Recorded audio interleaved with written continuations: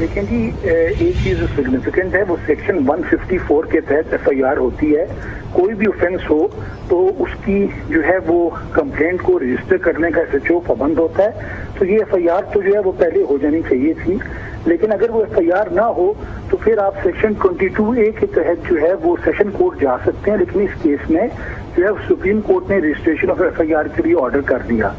تو اب تو یہ ایف آئی آر کے ایگزیکٹ کنٹینٹس پڑھ کے ہی جو ہے وہ ایگزیکٹ کہا جا سکتا ہے کہ جو دفعات ایڈ کی گئی ہیں وہ درست ہیں کہ نہیں ہیں، یا اس میں مزید دفعات ایڈ ہو سکتی تھیں. لیکن بظاہر آن دا فیس آف اٹ جو ہے یہ دفعات جو ہیں وہ درست ہیں، اور اگر اس میں 788 جو ہے وہ بھی جو ہے وہ لگائی گئی ہے، کیونکہ یہ بالکل ایگزیکٹلی ایک ٹیررزم کا کیس بنتا ہے، تو اس حساب سے تو یہ دفعات جو ہیں وہ بالکل درست ہیں. کیونکہ ایک مرڈر ہوا ہے تو 302 کی دفعہ بھی مین دفعہ لگی ہوئی ہے، اور اٹیمپٹڈ مرڈر ہے تو 324 کی جو ہے وہ انسرٹ کی گئی ہے. تو اپیرنٹلی یہ دفعات جو ہیں وہ درست ہیں. ٹھیک ہے بیرسٹر صاحب، جس طرح سے مدعی موجود ہیں اور ان کی جانب سے کہا گیا کہ ہم جو بات کر رہے تھے وہ اس درخواست میں، اس ایف آئی آر میں نہیں رکھی گئی، اور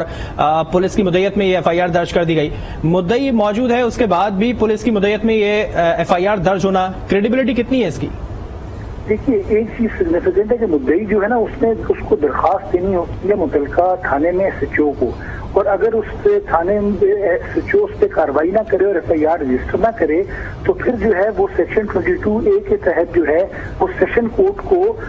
جو ہے وہ پٹیشن فائل کر سکتا ہے، اور سیشن کورٹ اس میں آرڈر کر سکتی ہے پولیس کمنٹس کال کرنے کے بعد، ایس پی سے کمنٹس کال کرنے کے بعد، کہ اس کے اوپر ایف آئی آر جو ہے وہ اگر کوگنیزیبل افینس جو ہے وہ بنتا ہے اور ایپلیکیشن کے جو کنٹینٹس ہیں وہ میک آؤٹ کرتے ہیں ایک اوفینس کو، تو سیشن کورٹ جو ہے وہ آرڈر کر دیتی ہے ایف آئی آر کی رجسٹریشن کا. تو آئی ڈونٹ نو کہ یہ پروسیجر جو ہے وہ کیوں فالو نہیں کیا گیا، کیونکہ یہ پروسیجر فالو کیا جانا چاہیے تھا، اور جو مدعی ہیں ان کو جو ہے یہ درخواست جو ہے ایس ایچ او کو بھی دینی چاہیے تھی، اور اگر وہ اس پہ کارروائی نہ کرتا تو پھر سیشن کورٹ جانا چاہیے تھا، جو روٹین میں ایک ریگولر پروسیجر ہے رجسٹریشن آف کرمنل کیس کا، registration of F I R کا.